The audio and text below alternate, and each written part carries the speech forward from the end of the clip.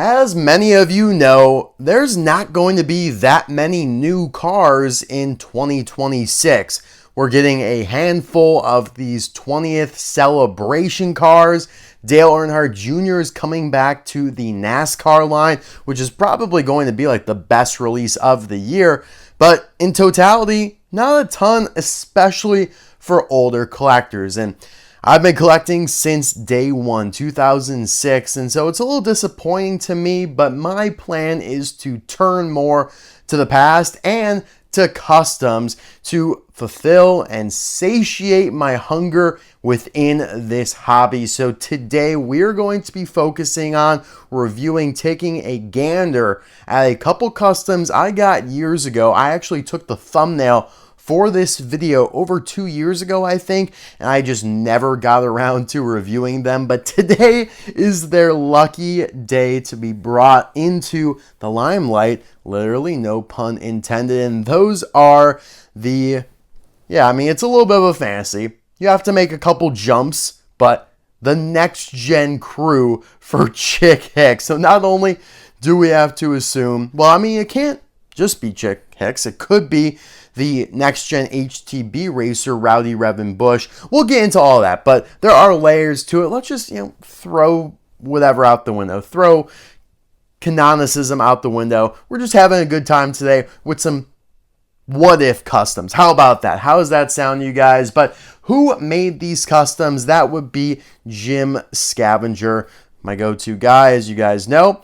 But also with the inspiration from Thomas Hatfield's designs and his original graphics for Nik Hicks, the next-gen HTB before Rowdy Revvin Busch came along. This was, kind of widely regarded within the community, along with Hatfield's other designs for Shifty Drug, Retread, Sidewall Shine, etc.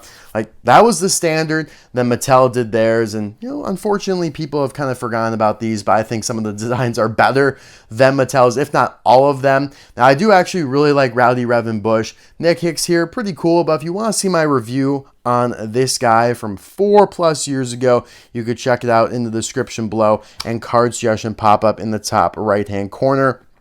It was a pretty popular video, so I probably should have reviewed the team members here sooner. But at the end of the day, you can kind of, make the guess that maybe these aren't necessarily for Nik Hicks. The shades of green don't really match up. I'm not really seeing it, but the decals, you do see the HTB there on the hood. Those do line up. So I don't know. Creative liberties were taken, but let's just dive right on into the review here, starting with the Pitty. Now, my job is to show you guys these customs. Your job is to name them. So come up, give me your best ideas for names of both of these characters, the Pitty and the crew chief, in the comments below. And maybe I'll pin the best one. So give me both of them. Don't just give me one. I want both. A name for the Pitty and a name for the crew chief. But starting off right here with the next-gen HTB Pity, kind of a metallic version as well. There's so much going on here, but obviously the custom was fueled by a donation of Laura Spinwell's life, the Jackson Storm Igniter Pitty, the only next-gen Pitty that Mattel has done. And so she has kind of been the sacrificial lamb for every custom next-gen Pitty until Nicole Revwell came along from the movie prop Jesse Whelan 2-pack, or really a 3-pack, because she is the same model as Laura Spinwell, just doesn't have the tool gun. She has her fork spread out like a normal Pitty would. So that is another one that has been utilized for some of these customs. Jim Scavenger did. Actually, no stall, bumper save, synergy, all of those next-gen Pitties using the Nicole Revwell. But this one was obviously done before she came along, so it utilizes Laura Spinwell. Now, I do want to take notes. You can really appreciate all that went into this custom. You can see the blue trim on the wheels here of Laura. That obviously had to be removed, but seamlessly done. I wouldn't have even, I guess you could kind of see some dark blue, but it's hidden pretty well, so you got to give Jim Scavenger credit for that. The eyes are a little bit different from with Laura. You do still have blue eyes. The mouth is not painted, but that is okay with me because Mattel doesn't do it half the time. You have the HTB Hostile Takeover Bank logo that Thomas Hatfield had developed. I like the 3 dots on the side. It is kind of a modernification of the 3 balloons that Chick Hicks sported way back in the day. If you don't remember, yeah, he had 3 balloons. That is a part of the Hostile Takeover Bank logo there. So it is, yeah, just kind of like the evolution of that, which I find pretty creative. You do have the 86 there on the roof, a nice gradient from the light green up to the white, and that is a plastic hat, not a part of the main metal body. The next gen pitties are such an odd model. Like, they're so thick in the back and then they kind of narrow up. Like, it's very strange. But it works though. Like, I like it. One of the few cars in the entire line you'll find that's actually a metal base, metal body. I believe Millie was another example of that. Yeah, with some of these pitties, they do that, but it's extremely rare. Most have plastic bases, but this was an example where, no, yeah, you get a metal base, metal body. Very cool. We will take that every day of the week. This guy was produced N27A. I'm going to go out on a limb and say that was the 27th week of 2020 at the A Factory. So this was Laura's first release back in 2020. She was then released the following year just with Jackson and 2-pack, not Ray Reverham, in the Desert Horizon. And the prior year was Blue Desert. Let's also take a look at the pit stop barrier that Jim Scavenger graciously included here. So you have the HTB 86 Hostile Takeover Bank and kind of like a checkerboard green background there. You can see the squares. Nice yellow trim as well. Now, I think he used a lot of NASCAR next gens to make the custom next gens. That's why I ended up with so many pit stop barriers, and now he uses some of them to put his own logo on and sends them out. It's pretty cool. Kind of works well with some of the Demolition Derby stuff, the way his logo looks. If you've seen it before, you know what I'm talking about. But yes, I think the NASCAR stuff went on sale back in the day. Even some of the current ones have gone on sale. So yeah, he's able to bring this into the fold of his repertoire of customization. Yeah, it looks really good. I think this honestly looks better with the car itself because it matches his colors more than this real emerald green. And getting over to the crew chief here, obviously using Ray Reverham's model and pretty much his expression as well. You can take note that the silver around the grille has been removed in favor of the emerald green, which is really a beautiful color, by the way. It's gorgeous. Now for him, the eyes are not a part of the main metal body. That is a plastic insert. The black bumper is also a plastic piece. Obviously, the headset is as well. Now, the logo here is a lot clearer than on the Pitty, probably just because it's enlarged. You have the 86 there on the side, which looks nice, consistent with other next-gen crew chiefs. And obviously, that starts with Ray Reverham, who has the logo on one side of the hood and then the number on the sides.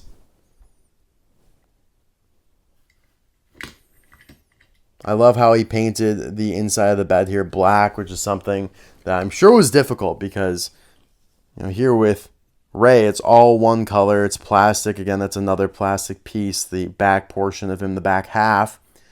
And for Jim to so precisely get that black is really impressive. Probably the most impressive thing he did of any of this for me. Now, I could be completely wrong, and you could say, like, no, that was actually pretty easy compared to such and such. But, that just seems incredibly meticulous.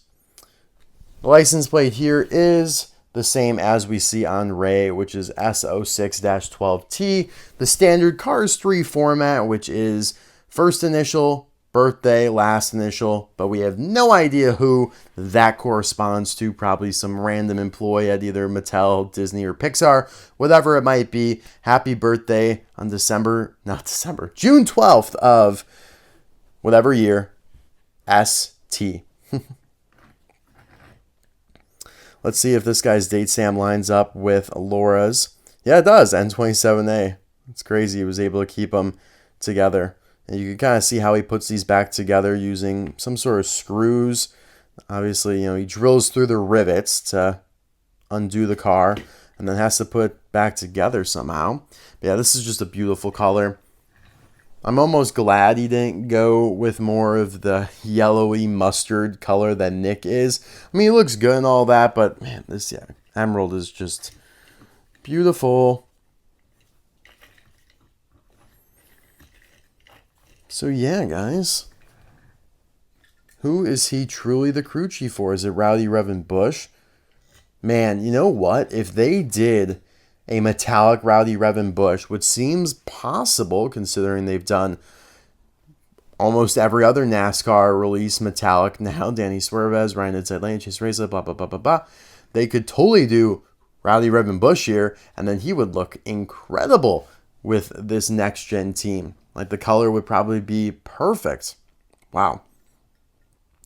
But Rowdy Revvin Busch remains one of the rarest, well, actually, yeah, the rarest NASCAR release, one of the rarest releases of the last 5 years. I never found one in a store. It's one of the few cars over the last decade that I have never found in a store. And that's saying a lot because, I have done a lot of hunting in my day. That's something interesting. I should look back, and obviously it'll be hard to remember for everything, but I pretty much document everything I find like the first time in my hunt videos these days. So yeah, I mean, I know for sure I never found Rowdy Revvin Busch, and I think there might have been, maybe it was Dewey Conrad from like 2021 I never found either. There's potential there. But I know over the last few years, I have found everything, and really without much of a problem. There was one case, it was case L of 2023, that I only found once. So I got lucky there. But everything else I have found multiple times. All right. I did also want to show you guys a couple other sets of next-gen crews that Jim has done throughout the years. Not sure if I've shown you all these. They might have appeared in the Giga Haul at some point, but I mean, he definitely likes to do his metallic colors. So here you have tank coat. Another beautiful shade, though. That pink looks great. I don't think I've ever shown this vinyl toupee Pitty. I did review this next-gen vinyl toupee crew chief way back, probably like 4 or 5 years ago now, but the Pitty came later, so I don't think he ever appeared in anything. So first appearance there. And yeah, there are other Pitties he's done, but I think those are the only 3 crew chiefs I have. Could be wrong, though. But yeah, guys, thank you so much for watching this video. We're going to bring in the entire HTB crew as we close out for today. You got Rowdy Revvin Busch. You got Nik Hicks, the descendant of Chick Hicks in some way. You have your original Cars 1 crew chief. I don't think this guy's ever been named. I don't think the Chick Hicks crew chief from Cars 1 ever received a name. You do have Bruiser Bukowski. The Pitty, though, tool cart, all the tires and whatnot. The wide Pitty back here. Chick Hicks' own Piston Cup, which he never lets out of his sight. And then only the OGs remember this from like 2019, I believe. Yeah, the next-gen Chick Hicks. This is meant to be Chick himself depicted as a next-gen. Yeah, if you couldn't already tell from the mustache. But yeah, another pretty cool item I have in the collection. You guys could check out that video as well. I'll see you guys next time. What the hell else do I have to say besides Chick? Hope you enjoyed all the attention you got today, because probably not going to happen for a while. Bye now.